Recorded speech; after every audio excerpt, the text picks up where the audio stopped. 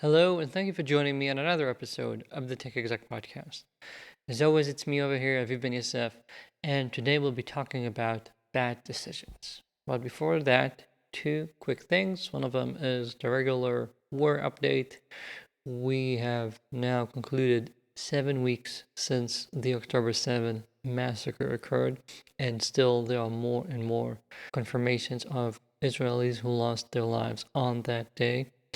The 7-day ceasefire has finished because Hamas does not want to release the remaining women and children it has captive, and it started firing before the ceasefire was officially ended, of course. However, at least we did get almost half of the hostages back, which is really amazing. I can only hope we'll be able to get to the rest.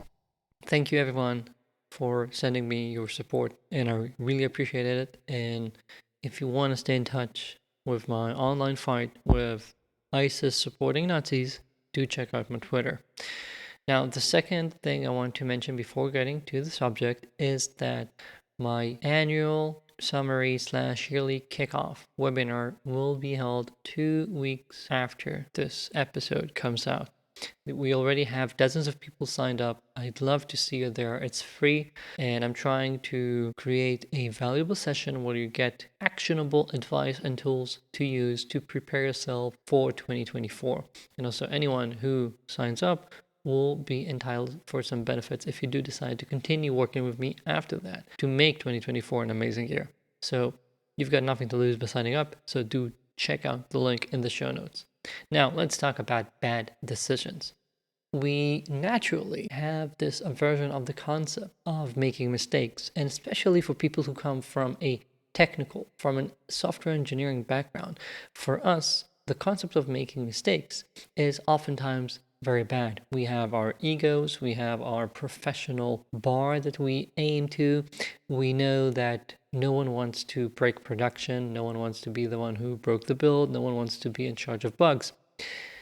However, as you move from those tactical levels to leadership, to being an executive, you have to let go of this attempt to never make mistakes, of being so afraid of bad decisions. When you delay a decision because you're afraid of making a mistake, you're essentially making a decision already. That decision is not to decide for now.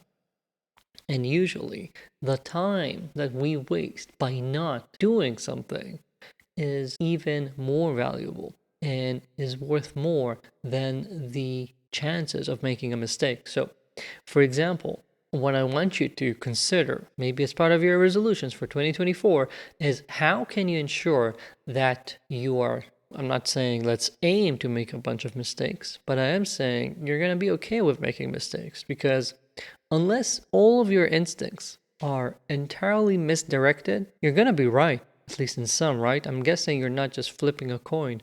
You have your intuition, you have your educated guesses, and those should lead you in the right direction already in the majority of the cases.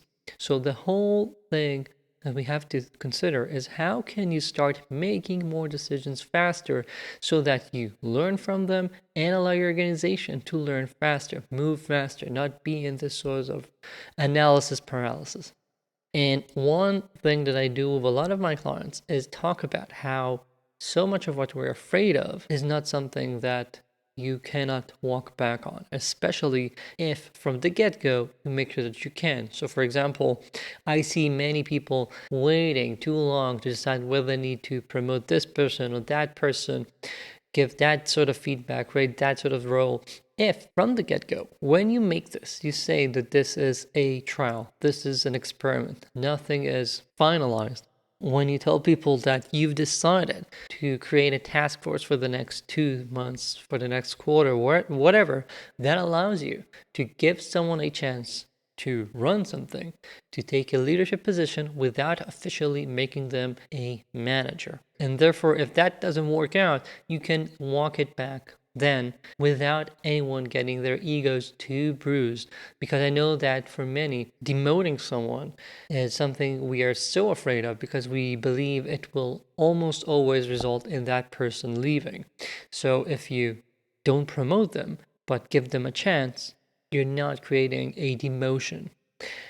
That's one example. Another example would be not just to ensure that you can walk it back, that you can reverse the mistake if it happens, is to realize what's really at stake. So, for example, I recently talked to 2 different startups where they seem to have this battle where one person in the leadership team really wanted to make sure that whatever they're going to be developing will already be something that's clearly the right thing to do, that we have all the data, all the product research, whatever, to justify doing this, so that the engineers would not end up doing anything that might not be the best thing to do. And I get that, right? However, sometimes you don't really have any other choices, because if you're gonna wait for more and more data to be collected, sometimes you don't even have a way of collecting the data. And second, sometimes the time you're going to wait or the effort you're going to be putting in order to get that is also a sunk cost. So consider what are the alternatives. If you can have someone start developing something and have something that will allow you to evaluate how the market reacts to something for real and not just asking people in general, and they can do it in a week, for example, isn't that better than spending the next 2-3 weeks of people waiting and doing lower priority tasks while someone in product tries to gather more information? Always consider what is genuinely being swapped here. Yeah, if you have very high priority tasks already, people are already exhausted, and you're saying this is a new thing that we might be doing, but we don't know if it's worth it. Okay, maybe you can get someone else to do the research while the team keeps cranking out important stuff. But if this is the core of the company, this is about deciding what you're going to be doing in the roadmap for next year, this is about the highest priority product you're developing right now, something like that, getting to gather more information sometimes won't help. And if you're pre-product market fit, a lot of the times you have to have something to sell, or at least partially, you have to have something there. It doesn't have to be perfect, but you have to have something there in order to move things along.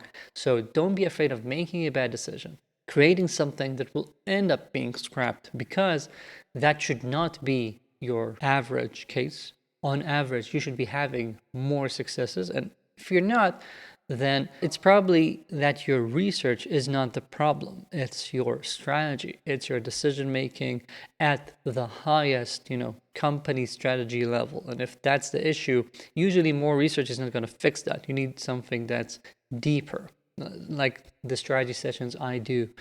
And lastly, other than realizing that things are reversible and realizing the sunk cost of waiting to get more information, one last thing you need to keep in mind is that whenever we aim as a mentality, as an organizational sort of value, to always be right, to never make mistakes, what we end up doing is create teams that don't aim higher, but aim for safety. And unless you're NASA or something equivalent, I don't believe that's what a startup should be about. I believe startups' cultures need to be aiming to do things that are remarkable, unique, to work fast, and not aim to pretend as if you're big tech. You're a startup, you need to be moving faster, you need to be making mistakes, because if you never make a mistake, it means you're always playing it way too safe.